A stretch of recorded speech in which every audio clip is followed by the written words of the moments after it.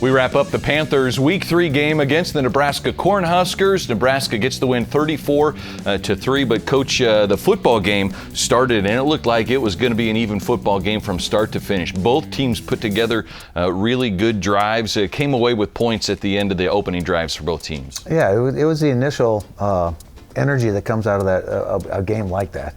And especially at Nebraska, that's a pinnacle for crying out loud of college football, I would say, as an environment. But that 10-minute drive really got us off to a really positive, confident start right out of the gate on our first drive, 16 plays, 10 minutes. Seemed like a balance, too. The rushing game, the passing game really complemented each other well those first couple of drives. They did. They really did. I was really pleased. I mean, it took all 3 downs to get the first down. I thought we had a great game plan. I thought the execution was really good.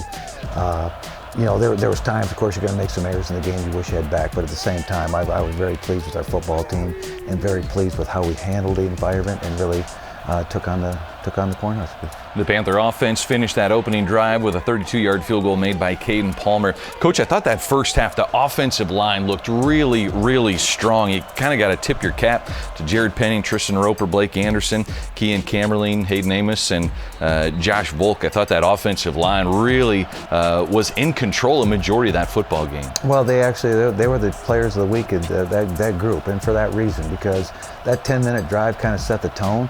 It wore down their defensive line, I thought, just because they were rotating guys left and right.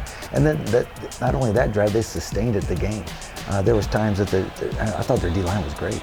And so for us to do that to the standard of what I believe Nebraska's D-line was, just puts the great word on our offensive line of how they played that day.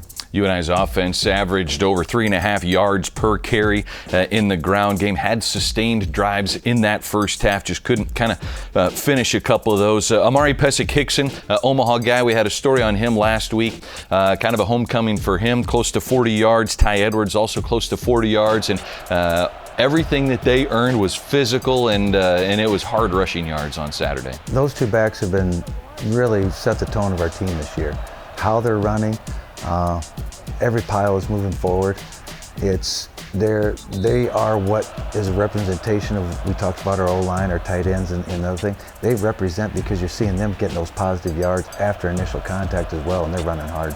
Aiden Dunn used his feet, made some good decisions in that game. 117 passing yards, close to 50 yards rushing as well. Had the one interception. He'd like to get back and left the game late, but how did you evaluate Aiden's performance in that football game? I thought his operation was excellent. I mean, you go back, when I say that, I'm cautious in the fact that we didn't win the game, but at the same time, in the environment we were in, and to keep from the misfires, to keep everybody on the same page, to make the calls, because he was that guy making the voice on the field. I mean, that's very hard to do because that place got loud at times, and we had one error, the one snap on a 4th down. It was the noise. We were on the student section down there, and our center couldn't hear the clap nor the sound, and so we were kind of playing a little bit of a game right there. But to Hayden's credit, he did a great job. Yeah, and it was a very physical football game. I know Aiden and then Lane Pryor both walked off the field after getting dinged up late. How are they doing as you guys now turn your attention to Hawaii in a big road trip? They're still in question, but when you play a game like that, we're going in to win every game. We're going in. We represent UNI. And UNI is tough, UNI is strong, and I don't care who we play, and that's how our players feel. And so we're not going to save anybody. We went in to win the football game. That's the attitude they took, and sometimes when you play at that level, you get hit at that level too. The Panthers never backed down. Nebraska ended up coming away with the victory, though. Stay tuned here to Panther Sports Talk. We have a story coming up on Jared Penning as well as linebacker Tucker Langenberg.